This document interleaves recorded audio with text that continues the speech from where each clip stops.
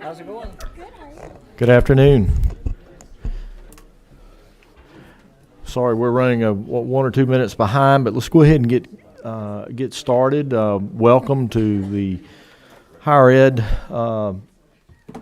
Education Subcommittee on Appropriations, and today we're going to start discussing the amended FY23 budget. As you know, we changes, updates to look at things from which we passed. There's not a lot here, but I thought three of the main topics that I wanted to talk about today. We've invited Georgia Institute of Finance, Technical College System of Georgia, and USG to come address some of the items in the amended budget, and we'll get started. I tell you one thing, we haven't had him first. We're going to let him be first. Is our new chancellor? Do you, Chancellor Perdue? I'm going to give you the honors today. I know this is your first time, and yes, sir. Let's go. Start it off.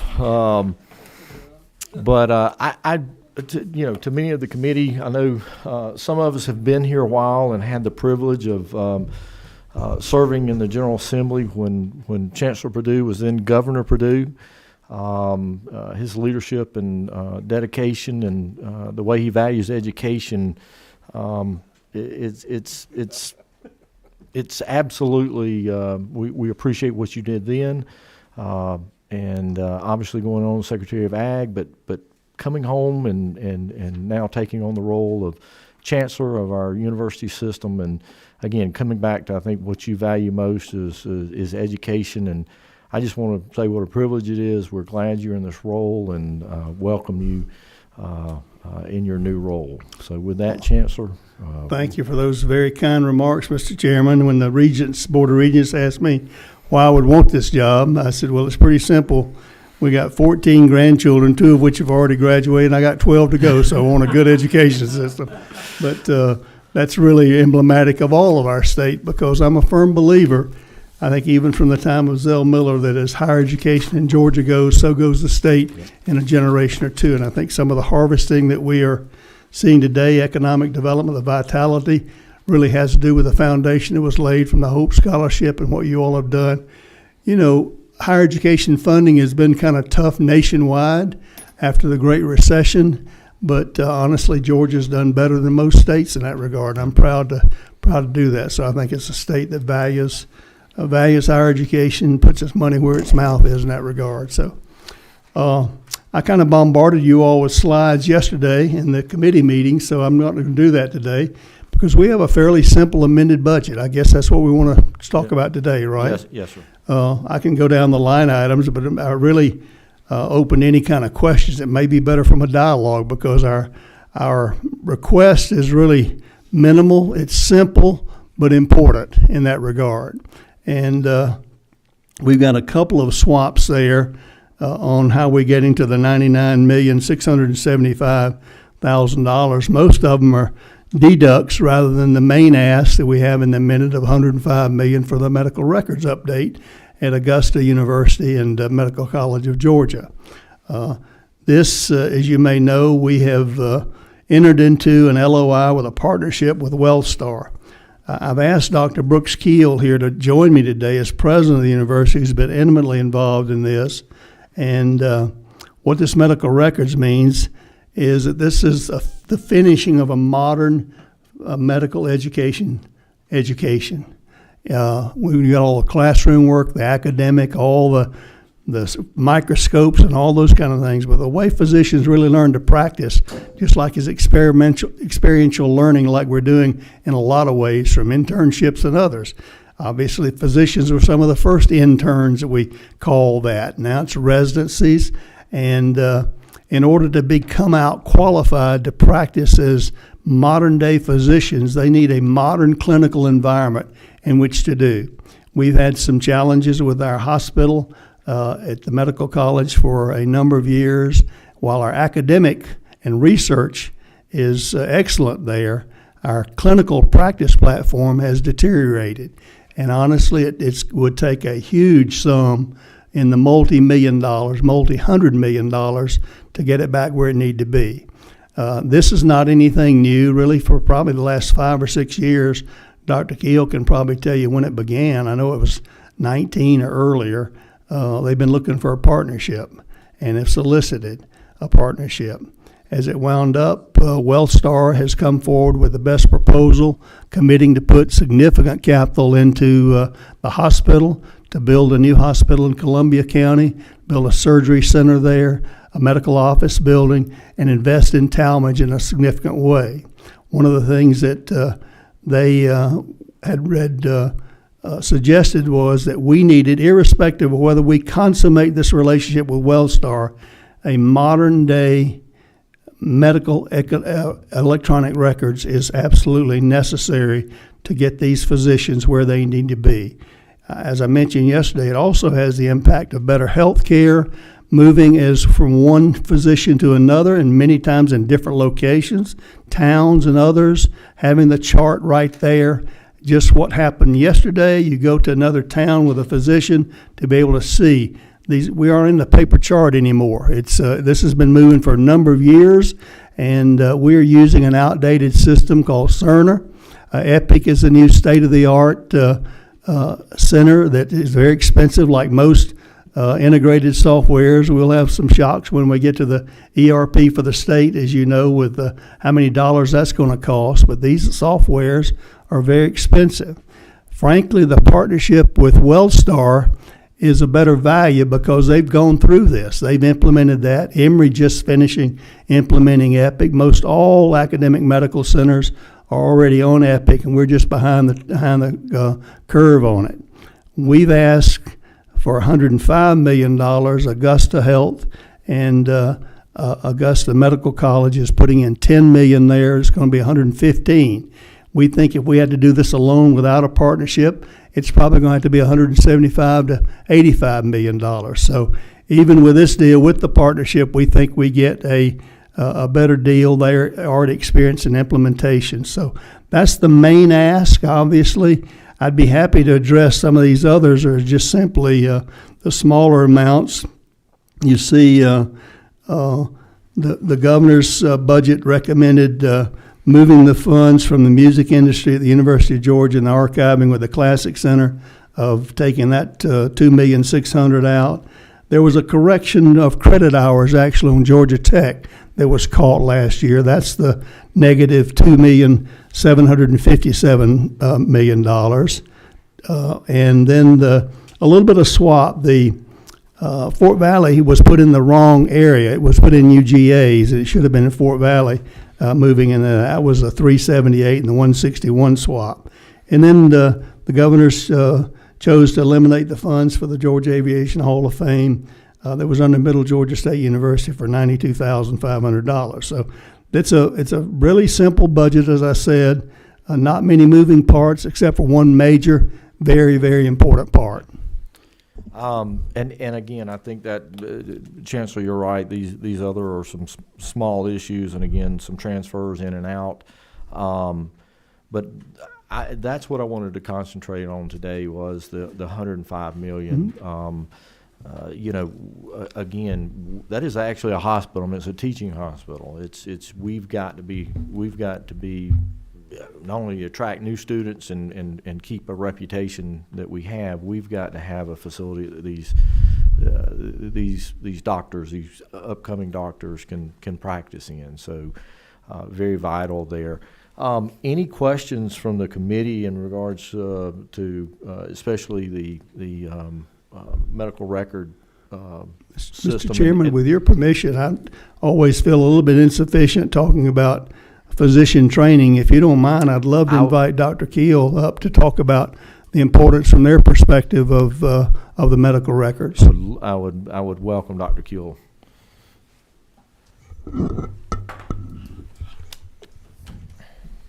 Thank you very much, Mr. Chairman. It's always a pleasure to be here, and especially sitting next to my boss. So I appreciate the opportunity very much. And I think you've summed it up very, very well. We are the state's only public academic medical school. We are the state's public academic medical center. And in order for us to be able to provide the type of training that you expect your medical school to do, we've got to have not only state-of-the-art equipment, not only be able to teach them state-of-the-art procedures, but we've got to have a state-of-the-art, efficiently run hospital that will train future physicians on how to go from putting notes in a chart to typing notes into a computer and be able to access that information. This is a large ask. We certainly appreciate that. But it gives us a chance to advance our electronic medical record so we can provide that sort of training. The electronic medical record is not just the chart, as important as that is, but it's every aspect of the patient interaction is involved using that process, from how the patient is scheduled for a visit, to how their procedures are coded properly, to how we get reimbursement, and then the information that goes into that system is available for physicians and researchers to be able to get to at any time, which allows us to take all that data and use it to increase how we provide quality of care for our patients and how we provide quality education for our medical students and our residents. So it's absolutely critical for us to be able to do the type of things you expect us to do at the medical college. One of the things, and I think I learned and to illustrate the importance, and I hope I'm not wrong on this, but as a patient comes in and they may have records, this new modern record keeping system will allow information to not only, it goes across, so other physicians, other areas can do it. I know back during COVID, there was some research that Augusta University was doing. You were very instrumental in helping diagnose and treat patients in parts of more rural areas of Georgia without them coming to Augusta. And again, when we start talking about medical records and treating patients, again, basically, from a over the internet, if you will, but Zoom features of telemedicine, if you will, those records are very important. And again, an updated modern system is most important, especially in the research you were doing. I think Augusta University was leading in that area of helping our rural hospitals and some of the hospitals that didn't have the capability facilities to be able to have access to Augusta and our medical college and the excellent physicians that we had there. You really nailed one of the magic aspects of the partnership, Mr. Chairman. It will create a viable, true statewide telemedicine, maybe even outside the state, regarding with the medical records, but also the partnerships that exist throughout the state and the opportunity for more residencies within the state as well. And we well know that most physicians who train where they train in their residencies, they're more inclined to stay. And that's one of the things we want to provide more opportunities within the state where they can have residential training, which allows them to have access to the records wherever it is.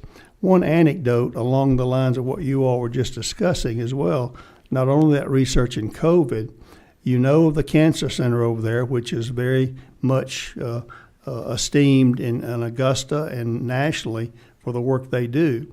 Under this current outdated medical record, they cannot even search for the patients that would qualify for clinical trials today about a certain drug that needed to be done. They don't have the capacity to go into that and search a database about particular patients who would fit a profile that would be eligible to participate in a trial. That's the kind of limitations we're having. Thank you. I think it's most important. We do have a couple of questions. I think Representative Fleming, you had number 25. Thank you, Mr. Chairman. Thank you, Mr. President, Chancellor. And thank you to the governor for including this in his budget, because I know for a few years now there's been talk about the need for this at the state's only public medical school. Whenever we involve a partnership like this between Wellstar and what is, I'll just call, for lack of better accurate description, a public hospital, I know there's an approval process we have to go through, and that includes approval by the Attorney General for this. And so I'm going to ask a question that I don't want you to answer if you don't need to, because I know this is a legal procedure that has to go through, and I'm just glad I'm the lawyer that didn't have to draw up the contract for this quote-unquote merger of sorts. But my suspicion is there's a lot of things that attracted Wellstar to want to come in and grab a hold to an academic hospital, basically. And profit was not one of them, because everything I know about academic hospitals for medical schools is that's where you lose money, because it takes a lot to train doctors, and it doesn't operate like another typical hospital. But my suspicion is one of the plums was the fact that there was going to be a new hospital built in Columbia County that could be a brand new facility that would contribute to the medical college's practice scope. That happens to be right on the line between mine and Jody's district, where that's going to be built, and the county's putting up millions to help with that as well. My suspicion also is that one of the plums was probably a promise from the state that if you'll do this, we'll do some upgrades around here, and one of them is this big chunk of money for these medical records. Am I correct on that? That was essentially, we're putting this large amount of money in. We think it's your responsibility to update your medical records. Yes, sir. And that's part of what I figured, that one reason Wellstar was willing to go out on this, I won't say on a limb, but Right. make a merger that a lot of big entities might not consider, with it being an academic hospital, because of our ability to offer a few things, and this is part of it. Right. Yeah. Yeah, and honestly, Representative Fleming, we had become a not very attractive date because of the red ink that had flowed over there for a good while, and the operation deficiencies and this old outdated from a revenue cycle. Brooks can tell you a lot more about how this impacts the revenue cycle. I mentioned yesterday, just from you all, something you've dealt with in the last few years, is surprise billing. Sometimes in this outdated cycle, it takes 6 or 9 months to get those final bills, and people said, that was last year. What in the world is this all about?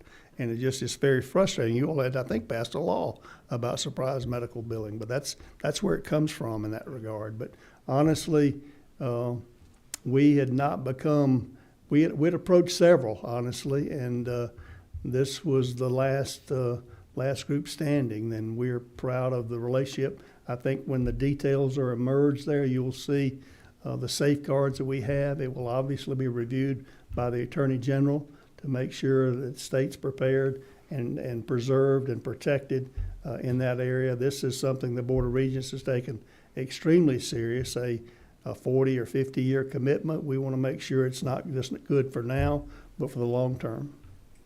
Thank you. Chairman Jaspers. Thank you, Mr. Chairman. Thank you, gentlemen.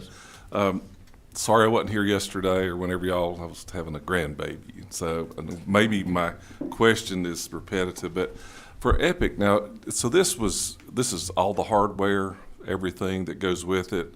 Is it a lease for so long a time? I'm just curious. It's like most licensing of these modern softwares. It's a license. Essentially, you don't really, quote, own it. Right. It's you have the ability to use it in that way and to do that. So. Well, I guess, Chancellor, how long is this agreement for $105 million? Is it a 2-year agreement? 5 year? No, it is. That is the sum. If we can get it done for the 115 with the partnership, if we don't consummate the relationship and we have to do it alone, it's probably going to be 175, 185. Sure. But it needs to be done irrespective of whether that relationship with Wellstar is consummated or not, because that's part of our consultants in there now with restructuring the hospital, and they said it's absolutely critical for us to have a modern electronic medical record. But the 115 is not just a down payment. I guess what I'm getting at, you're good about asking pointed questions. Sure, yeah. And how long is this for? I mean, is this a 1 year, or is this 115 will be a licensing agreement for 5 years? Or that's what I'm asking. I think I can attempt to address that, Mr. Chairman. And the 115 basically is you can consider it startup costs. It's to get the software in place. It's to replace any hardware that we may need to match that system. It's the training that we're going to need to do for the clinicians and our staff to be able to use that system properly. And then once that gets established, these relationships typically have an annual lease payment that is made to support that. But the efficiency of the electronic medical record in terms of the financial piece of this more than makes up for the lease we potentially need to pay to continue that licensing agreement, as the Chancellor pointed out, down the road. So I'm sorry, Mr. Chairman, I don't anticipate us having to come back up in next year and say we need another $115 million if that's what Or just, I guess it helps with billing and all the things that you Yeah, surround it. and the good thing, with the partnership consummation, that would be the responsibility of the Wellstar MCG partnership as well. That would be part of the operating cost going forward, any other kind of changes or anything there to the medical records. Okay. I think, again, the other thing that we want to make sure, the Medical College of Georgia has a good brand. That was one of the things that attracted MCG. Really, the nomenclature will be Wellstar MCG Health, to leverage that brand. If you talk to physicians around the state that were educated there, there's still a huge amount of a loyalty, physician loyalty to MCG. So that was one of the other things that the Wellstar wanted was the MCG brand as well, and we're happy to have that spread across the state as well. One more question. Are you? Yeah, I'm done. Sorry, Yes, sir. Thank you. All right. My apologies. Chairman Martin.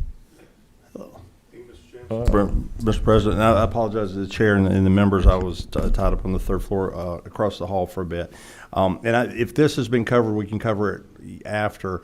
But this software, as you mentioned, that you said startup cost. So this is the basic license. Are you licensed it on? Is it a site license? Is it a seat license? Is it a named user license?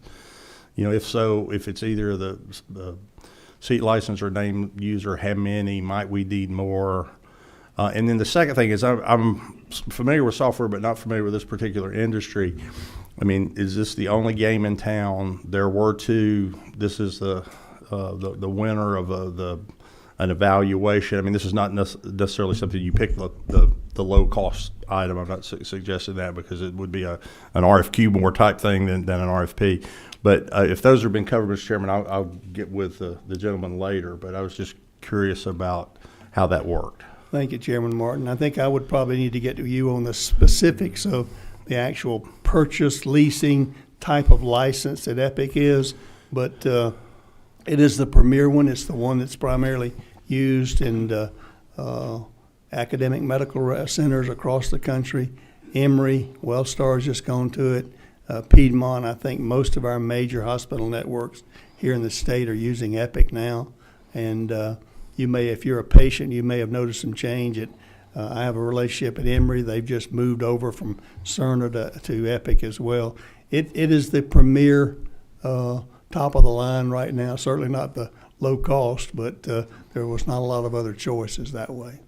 But the partnership is what Wellstar had moved to. They're familiar with, and that was their preference as well. And if I could just also piggyback onto that, the academic medical center piece of this is really, really important. There are other software packages out there, for lack of a better word, that can handle revenue cycle billing, can handle patient scheduling, those sorts of things.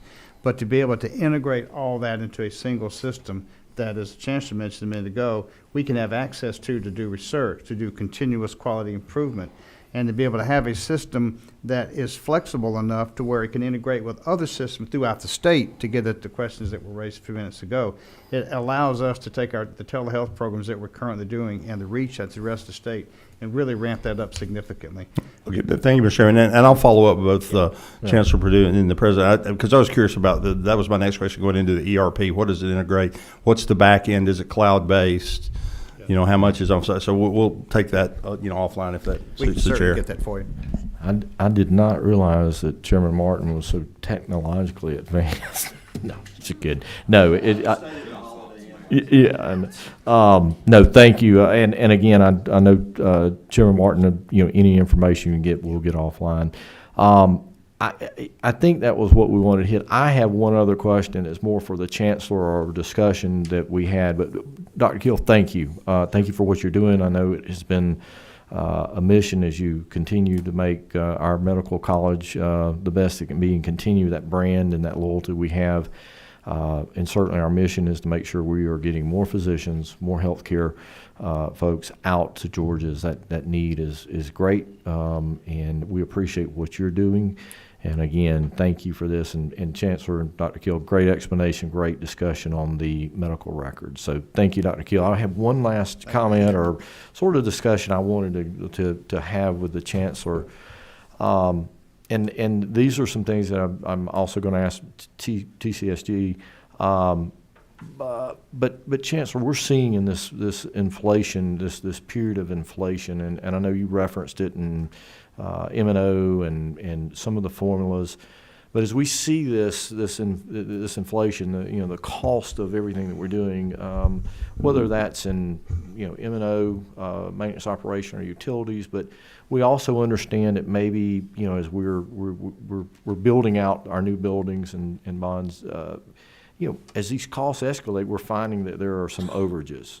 And just could you speak to the committee on that, and maybe we could look at that and how is it affecting the USG, and just discuss that with us, because I know you had mentioned it with M&O, but I also from a point of view of our projects and any overruns due to the inflated cost of materials. Certainly. I'll speak to the principle of my style of budgeting and expectations from our presidents. I've invited Sandra Noyes, who is our real estate and person who really does all the sorting and designing and budgeting for these projects. When I first arrived last spring, I was shocked at some of the cost overruns. If you may remember, may or may not remember from our time as governor, we had a principle that if you ask for 100 and you get 100, it ain't gonna be 105. Yeah. And so we want people to design well. I understood the period we're coming through. The last 2 years were unexpected overruns over labor delays, materials, labor, and everything else. So we gave a little grace last year for the cost overruns that we had seen in some of the design projects. What we have here proposed in our capital budget is not cost overruns at all. We sent the message to the presidents very clearly. You better make sure you design well, that you scope well, and you ask for what you want in that way, because that's, if you all choose to fund it, that's what you're going to get. And I'm not inclined to go back to the legislature and ask for more after that. So that's the principle. If you want to talk about specific projects or things that we've experienced in that way, Sandra has the details and she can talk to you about that if you'd like. Well, and again, just in a general conversation, because we're also, we're hearing anecdotally, again, in some of our discussions with the technical college that, again, we're seeing some overruns, and again, unprecedented times of inflation, supply chain issues, and then you mentioned the M&O yesterday. M&O yesterday, and the formula, and certainly the cost of utilities and maintenance. That's real.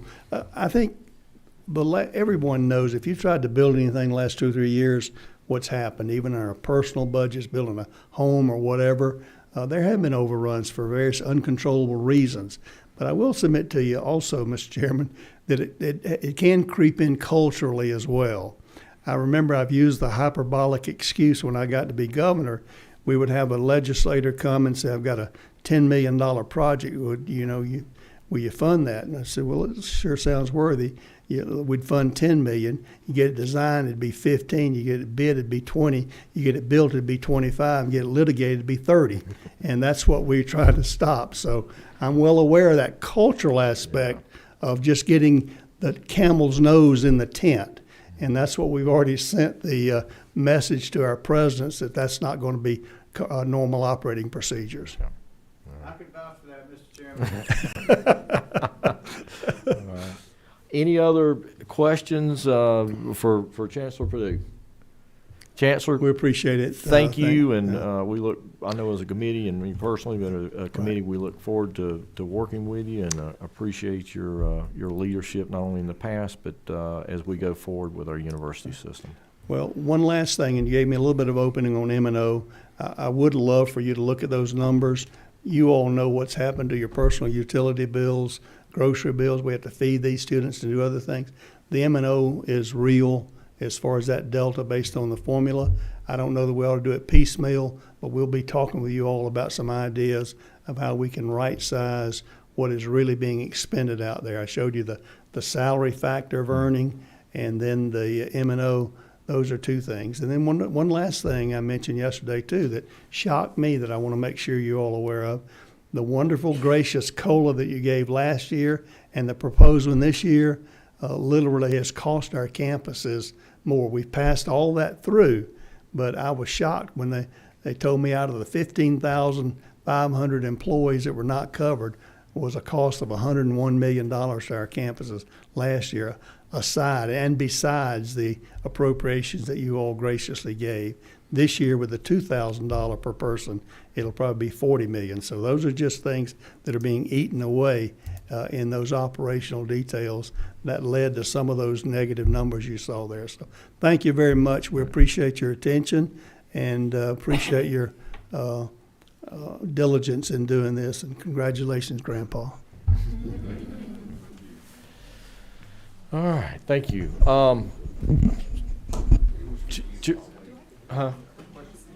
Okay. Next, we have Commissioner Dozier. Or I know you were here, and that's one of our other items. And again, I thank you for coming. Thank you for being here. Again, we are looking at the technical college, the adjustments, not many, but I know there were a few items that are very large. I know those have been talked about by Governor Kemp. I know you also discussed those in our budget hearings, but if you would, please proceed and go over them. We'll discuss them and see if there's any questions from the committee. Absolutely. Thank you, Mr. Chairman, and thank you, committee, for the opportunity to present. In the amended budget today, we have three items. They are, when you combine them all, it's a large item when you look at TCSG. The first item, all three of them are connected. The first item is the design money of $6.25 million for one facility related to the electric vehicle training as far as a quick start facility. Just a reminder, this one says Newton County out beside it. Last year, this body and the governor recommended and put in the budget $6.25 million for another training facility. That was for Rivian, which is the one in Newton County. Hyundai's a little bit ahead of Rivian, so the reason you kind of see a little bit of nomenclature here for Newton County when you might have thought that was funded last year is because they just got flipped. So the funding in the prior year is going to be used for Hyundai. This is for Newton County for Rivian. Basically two projects. The second item is the actual construction cost for those two facilities at $112.5 million. And then the last item is a extension to the Quick Start facility in Pooler, Georgia, down in the Savannah area. This will be a $10 million facility, $10.6 million facility. That is the total cost of it. And it'll be an expansion to that existing facility to support the suppliers that are coming related to the Bryan County Hyundai facility. So those are the three new items. One of them you kind of already know about because the 6.25 was already in the big budget for one of the buildings. Mr. Chairman, I'd be happy to answer any questions. Thank you, Commissioner. Do you know the construction start dates, respectively for Rivian and the Hyundai project?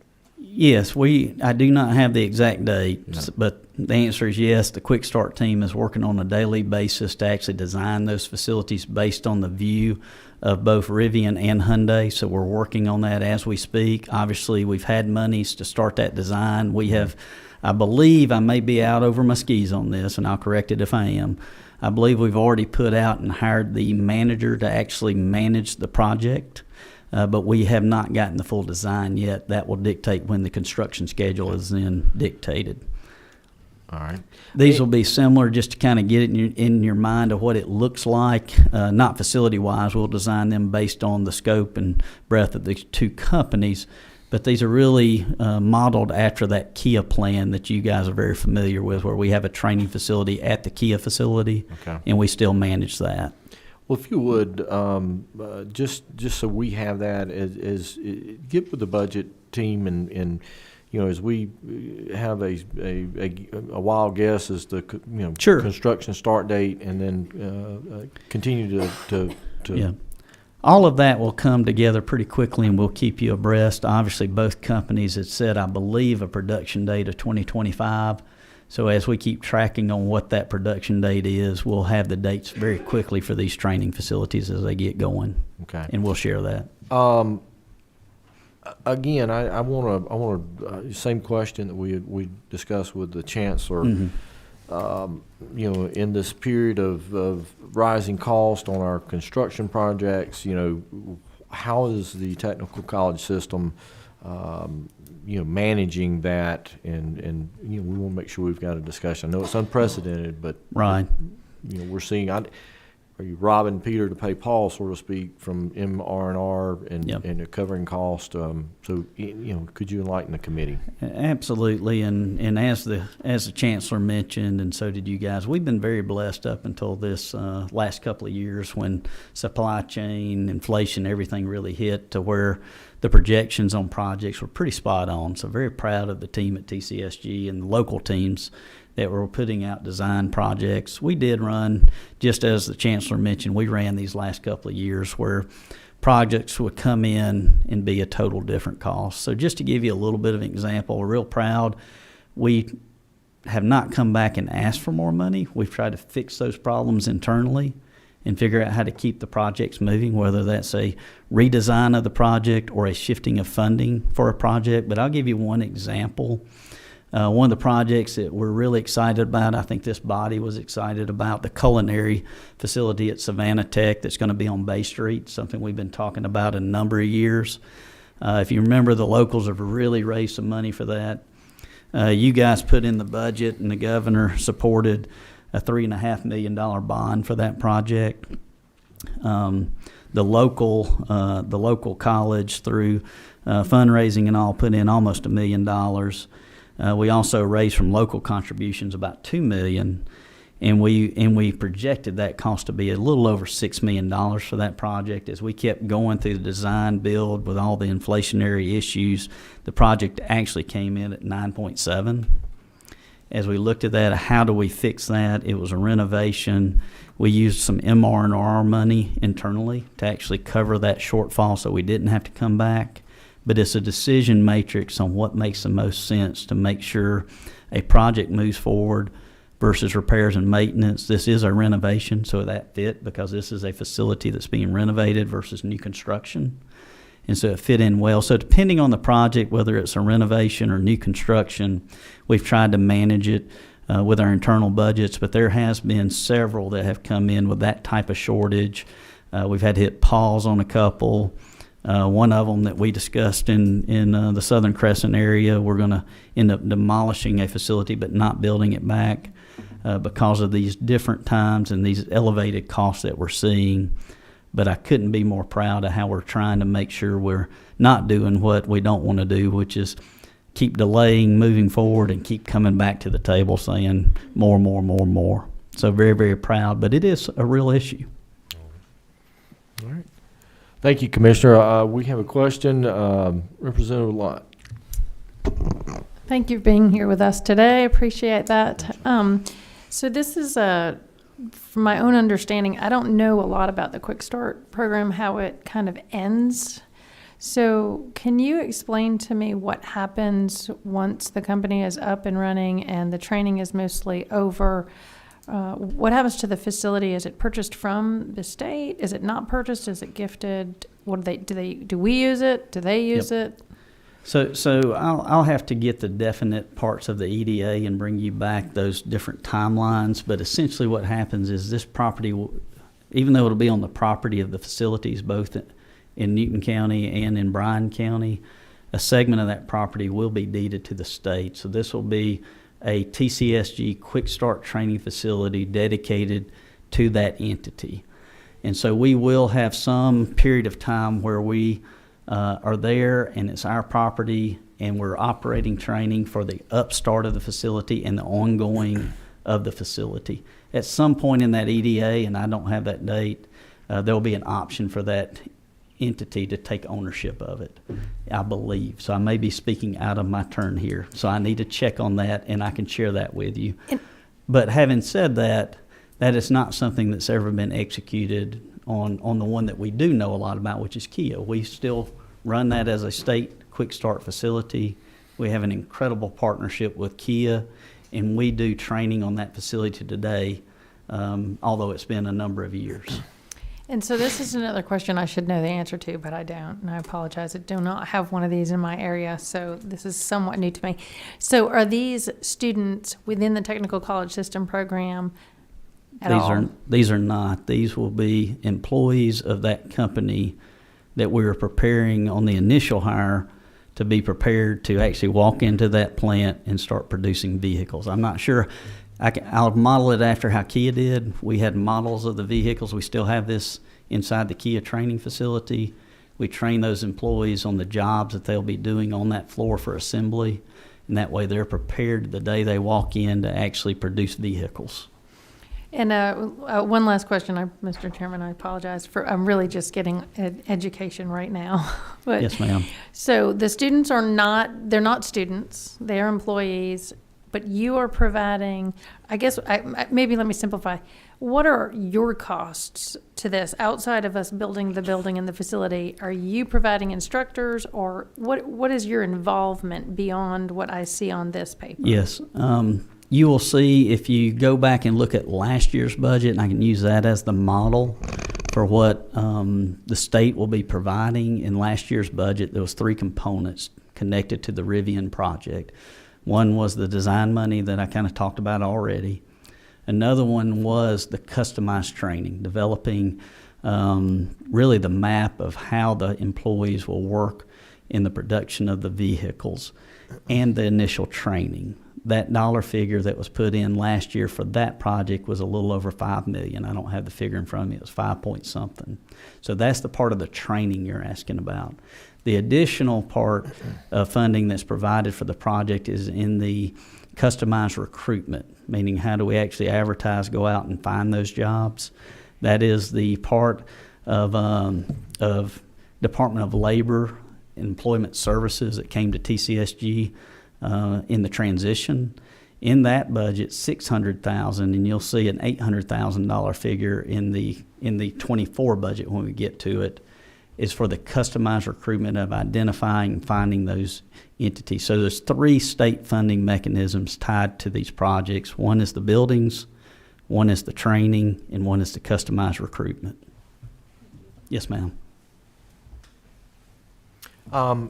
Don't give away all our secrets, because I know that Quick Start is probably one of our state's, I guess, secret weapons, if you will. I know a lot of other states look to Georgia and what we're doing in regards to Yes, sir. that partnership with the industry is in finding and training the employees. It really is, I guess, part of our secret sauce. So Thank you. no, I Well, joke. Mr. Chairman, But if it is definitely part If of I it. could brag on them, we talk and we're very proud of being the #1 state to do business. The site selectors that name that every year is also named Quick Start the #1 work development training program in the nation as well. Not only those 9 years, but I believe it's 13 years running. So So our pretty secret proud of sauce. that. Chairman Martin. Commissioner, thanks for coming. Thanks for playing.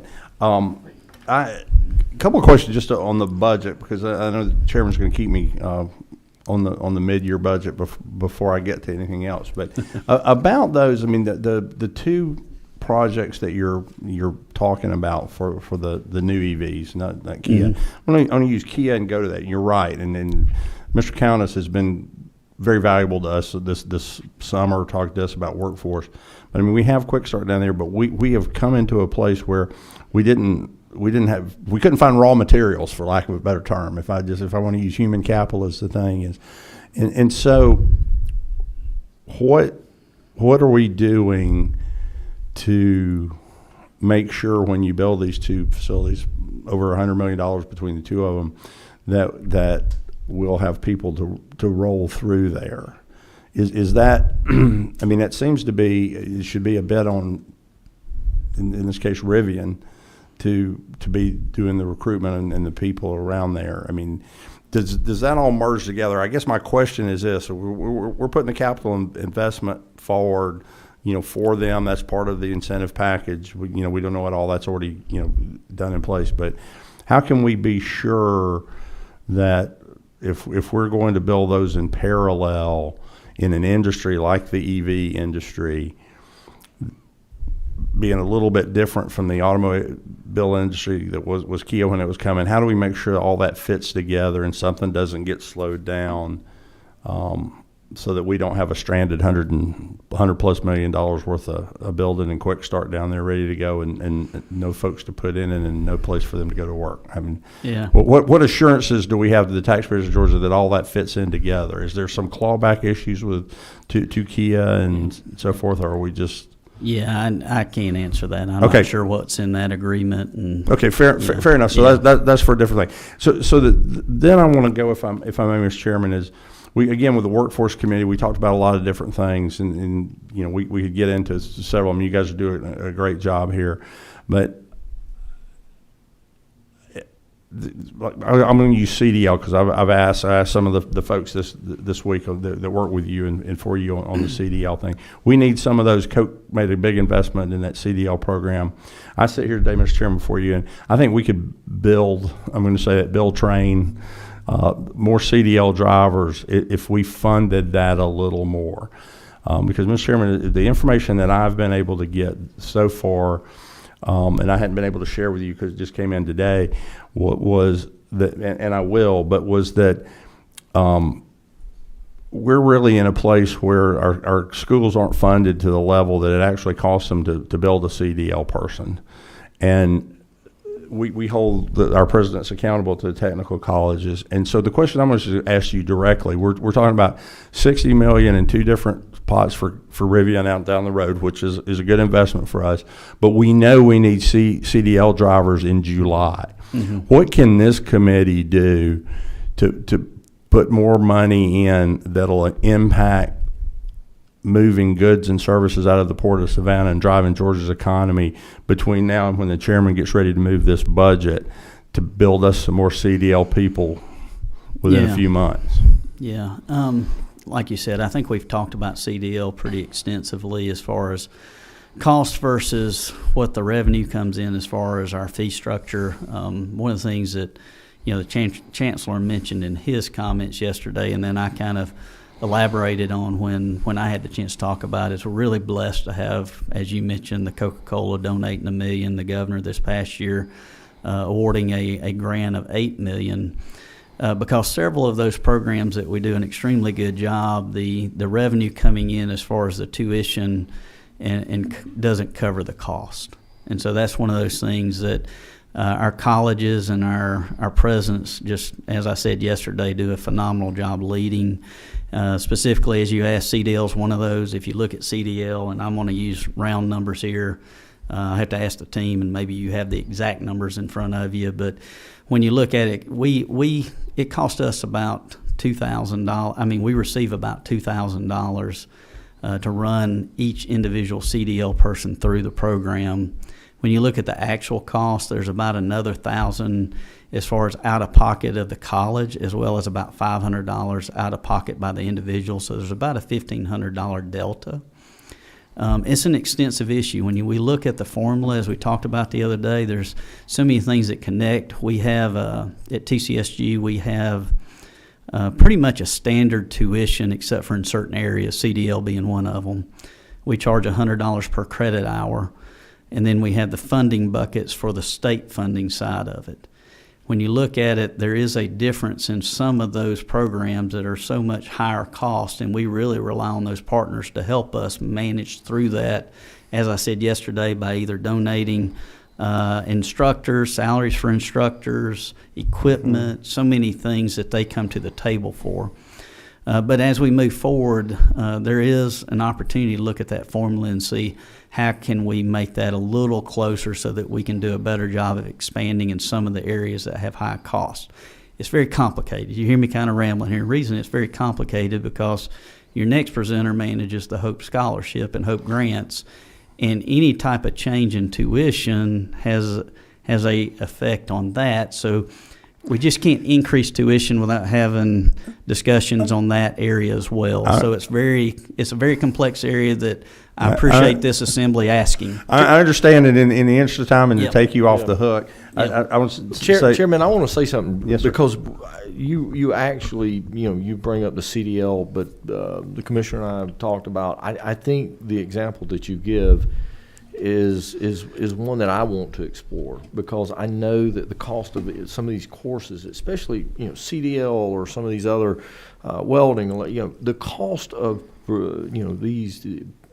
these actual, courses per hour, they're not all the same. Right. It's easy to put 30 students in a room, and from an academic book, the cost is not as great as maybe the equipment, the setting, the instructor, somebody from industry to be on par with industry salary. So, Chairman, you and I are thinking, I know we haven't, like you said, we haven't had an opportunity to talk. I'd be very interested in the data that you're seeing, because I've been asking the same questions.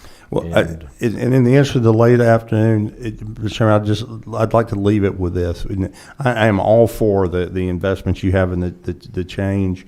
If it's the right thing to do to bring, Rivian, bring those jobs, bring that to the economy.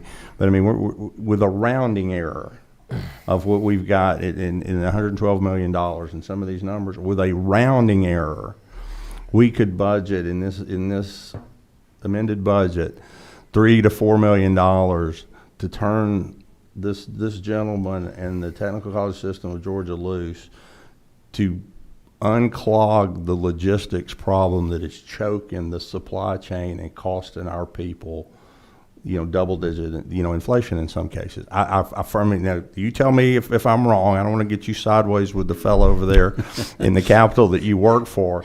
But I think with a rounding error of some of these numbers, that if he could encumber that money, put it to work, and we could put some people on the road to alleviate the logistics problems we have that are costing our constituents. And when we get there, if we have time, I would be pleased to share that data and make that case. And for the record, nobody at the Department nobody at TCSG has put me up to this. We did have testimony from TCSG and other people this summer on workforce, and that's where this has come from. It's not just me; it's the workforce subcommittee that we had to work on, and I really believe we can make a difference with that in this amended budget. And with that, thank you, Mr. Chairman. Appreciate it. Thank you, Chairman. Chairman Jaspers. Yeah. Thank you, Chairman. Chairman Martin, you're echoing 6 years of work by freight and logistics study committees. It's the same thing, and we chased this rabbit, as you well know. Yes, sir. But thank you for your interest in it, because it's something we've got to do. But my question, Commissioner, is just a little bit different. I guess I'm getting old. How in the world are we spending $112 million on 2 buildings? Hopefully that includes the training equipment inside of it. No, it doesn't. And I guess I'm shocked. I mean, I'm getting old. At the that is Yeah, Mr. Chairman, I'd be happy to, as we get this designed and laid out, to obviously share that with you. I just don't have those details today as we're navigating this. We've got that task before us, and we're going to move in that direction and share everything we can with you on it. Well, I'd sure like to. I guess I'm like with Chairman Martin. I guess I'm a little shocked at just the values of what we build at USG. Some of the buildings we build are. This is insignificant compared to what this is, and I guess would like to have a little more, I think the citizens of Georgia would like to have a little bit more knowledge about what this is. Absolutely. Be happy to share as I get those details with you. Absolutely. All right. Thank you, Yes, sir. Chairman Thank you. Jaspers. We'll. Yep. All right. With that, Commissioner, thank you. We appreciate what you do, and again, especially in regards to what we're talking about, it is a integral part of the Quick Start program and an integral part of what we're doing to keep Georgia the best place to work and #1 place to do business. So, thank you. We Thank appreciate you. it, and we look forward. Again, I want to echo Chairman Martin. Mm-hmm. You and I just had a discussion not shortly ago, and I think we are discussing some of the same issues. I mean, Chairman Martin's very specific, and Chairman Jaspers in regards to logistics, specifically CDL and things like that. But I would argue there are a lot of other of our core mission, our skilled labor workforce that I know we're hearing along the way that is people are looking for it. Right. And I want to see what we can do to make sure we can meet those needs, whether it's financial or helping you with industry, community, partnerships to see if we can't move in that direction. Thank you, sir. Appreciate All right. that. Thank you, Commissioner. My dear friend, Lynn Riley, what do you have for us, Lynn, on the Georgia Student Finance? Welcome. Thank you, Mr. Chairman and members of the committee. It's a pleasure to be with you this afternoon. We just have 2 reduction items in our amended FY23 budget. The first is on your tracking sheet, 44.2.1 under Commission Administration. During the 2022 legislative session, the General Assembly tasked us with initiating 7 projects in the FY23 year, and so we had asked for additional staffing and resources to be able to implement these programs. During the governor's signing of the budget and issuing some disregard language, he indicated that we should stand down on some of the projects, and so we did so, and also were directed to hold on spending any of these additional resources to implement the programs. So we tightened our belt and we delayed some of the projects that we had currently underway internally and redirected the resources that we had available to us at that time. And we were able to roll out the Hope Factor rate increase to the minimum of 90%, initiate the 18th Hope Career Grant for law enforcement and criminal justice, the Hope High School Equivalency Program, and of course the Georgia College Completion Grant. So those went into effect in August of 2022. And the medical examiner loan repayment, the law enforcement loan repayment program, and the mental health professional service cancelable loan program were put on pause. The second adjustment in our budget is on your tracking sheet under item number 44.16.1, and that was funding that we were appropriated to implement the medical examiner and law enforcement loan programs associated with House Bill 1319. Again, in the governor's disregard language, he directed us to stand down on that project, those projects, because House Bill 13 was not enacted. Those are the 2 items that are part of our budget for amended 2023, and I'd be happy to answer any additional questions.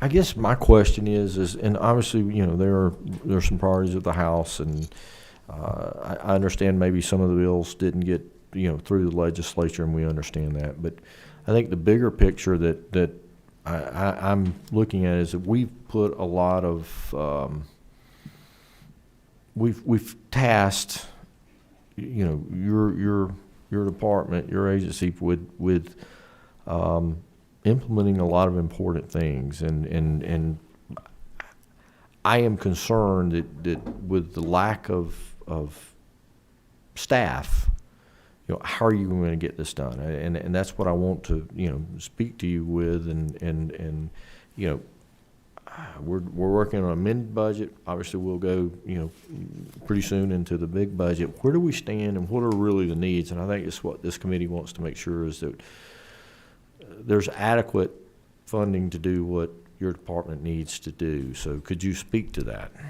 Well, Mr. Chairman, again, we were successful and able to implement many of the programs that were asked of us last year, and we're currently in a good posture today. We do believe that with the governor's recommendation for some additional projects in FY 2024, it might be important for us to have that conversation during the hearings for the 2024 budget.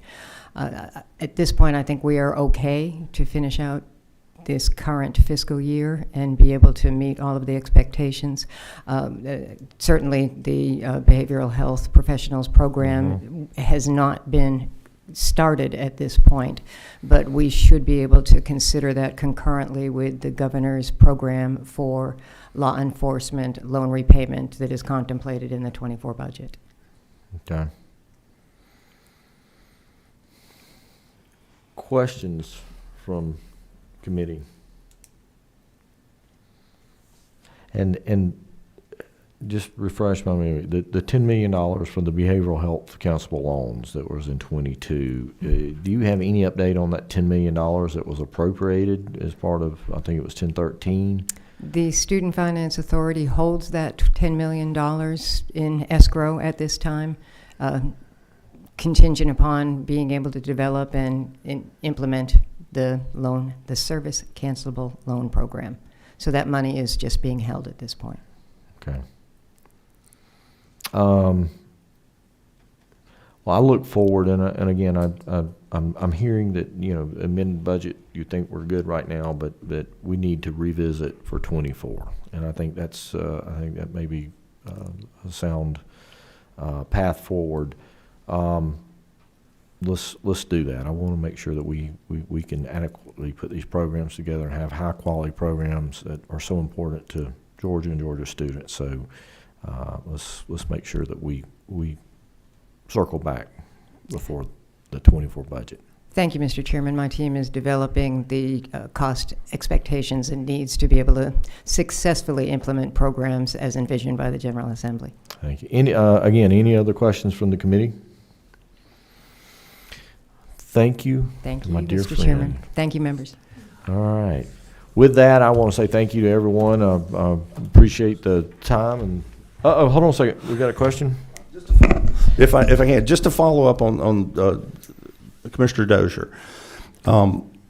He mentioned that if the tuition hour, they charge more for CDL, then we would have, and y'all may have covered this, we wouldn't cover it under current statute with the HOPE grant, correct?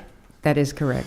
So that's something we would need to look at, is if we allow the tuition, if we put some more money over to help and then we allow them to raise the tuition and cover it with the HOPE grant, because that is the intention of the high demand career fields. The HOPE career grants. The HOPE career grants. Thank you. Then we would need to statutorily raise the amount of those grants. Is that not true? Is that the operation that would need to happen? It could be addressed in appropriation language. Okay, that's what I wanted to clear up, what we'd have to do to finish the circle.